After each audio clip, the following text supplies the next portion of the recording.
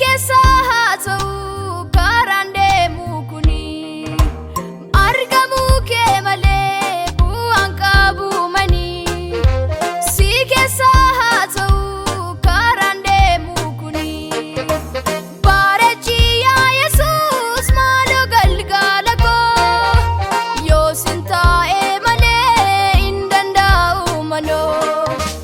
Bareechi yaa Yesuus maaloo galgala koo yoo sin taa'e malee hin danda'u manoo. Bareechi yaa Yesuus maaloo galgala koo yoo sin taa'e malee hin danda'u manoo.